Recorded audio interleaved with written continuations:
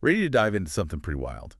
We're looking at how one company used some serious weather tech to basically dodge a bullet, a cyclone bullet, to be precise. It's a really cool example of how knowing what's coming with the weather can completely change the game when it comes to disasters. Right. And the company we're talking about is IndiGrid. They're a huge utility company in India.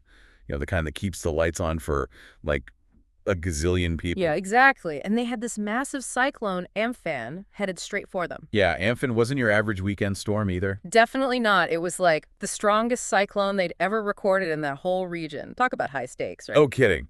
So put yourself in IndiGrid's shoes for a second. Hundreds of locations to think about, millions of people depending on you, and this monster storm on the way.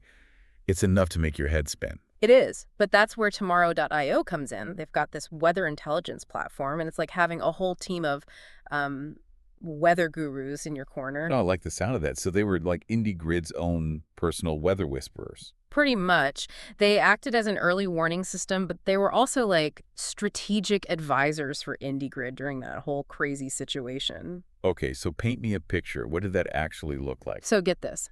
2 days before Amphen even hit, tomorrow.io gave IndiGrid a full rundown of what to expect. We're talking timing, how long it would last, how intense it would get, and they mapped it all out across, get this, over 400 of their locations. Wow, that's seriously impressive. They weren't messing around. Nope. And that's what made all the difference. It wasn't just a general, hey, everyone, brace yourselves. It was, here's exactly how this storm is going to hit each one of your sites.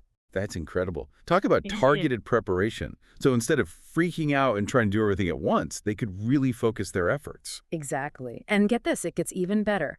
On the day of the cyclone, tomorrow.io pinpointed the 2 locations that were going to get hit the hardest. No way they could tell that far in advance. That's like next level weather predicting. I know, right? And because of that, they gave IndiGrid a 10-hour head start to get their crews in position at those specific spots. Wow, that's like knowing exactly where the lightning will strike before it happens. Oh, That's yeah. incredible. So instead of waiting to see what would happen, they were already one step ahead. But how did they get that level of accuracy? What kind of data were they looking at? That's what makes tomorrow.io's platform so cool.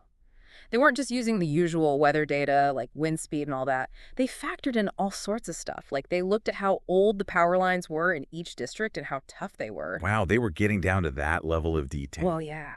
And they even looked at things like how much vegetation was in each area. Like places with a ton of trees are way more likely to have power outages because branches fall on the lines.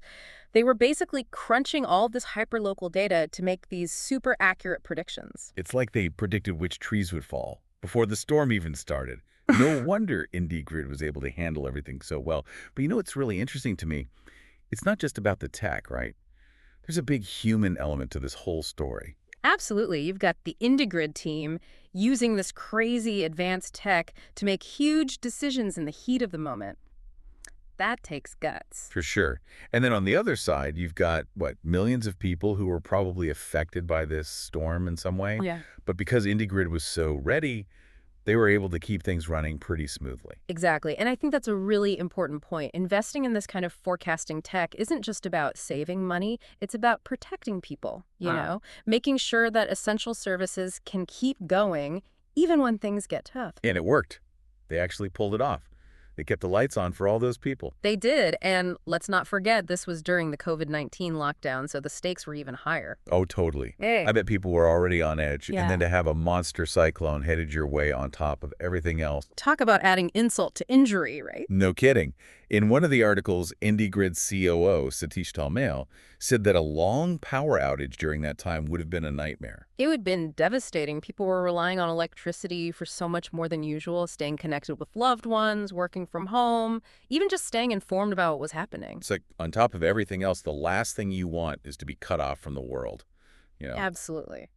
But because IndiGrid was prepared, they managed to avoid all of that. It really shows how this kind of technology can make a real difference in people's lives. It's a powerful story, that's for sure.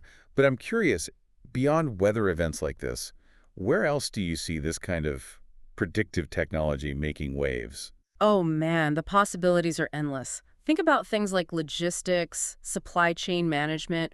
What if companies could see disruptions coming before they even happened? No more cargo ships getting stuck in canals and messing up the entire global economy. That'd be amazing. Exactly.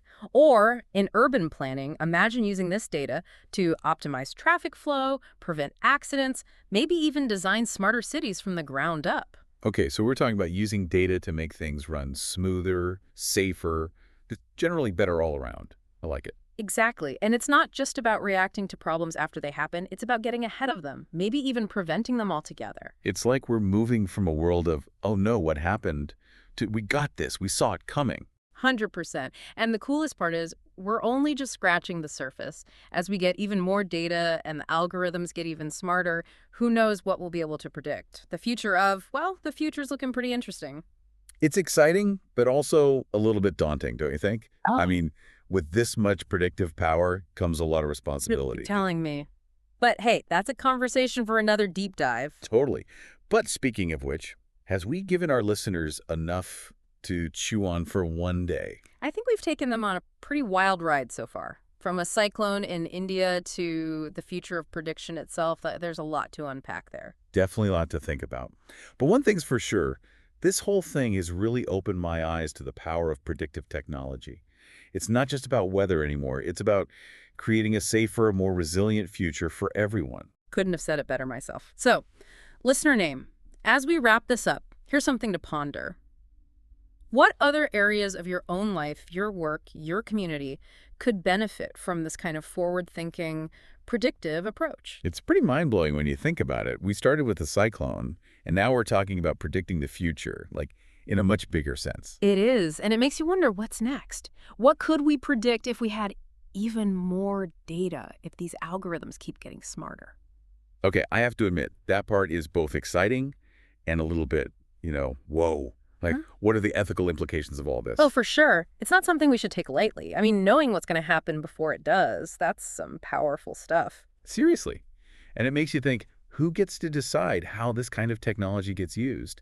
And how do we make sure it's used for good, not for, something shady? It's a conversation we need to be having right now while this technology is still being developed. Because once it's out there, it's out there. Exactly. It's like that old saying, with great power comes great responsibility. But I think that's a good takeaway, actually. I agree. It's not just about the cool factor of predicting the future. It's about making sure we're using those predictions to build a future that we actually want to live in. Well said. And on that note, listener name, we've reached the end of our deep dive. We hope you've enjoyed this wild ride from a cyclone in India to, well, the future prediction itself. It's been a blast. And remember, listener name, the future isn't something that just happens to us. It's something we create. So let's use this incredible technology wisely and build a future we can all be proud of. Couldn't have said it better myself. Until next time, stay curious.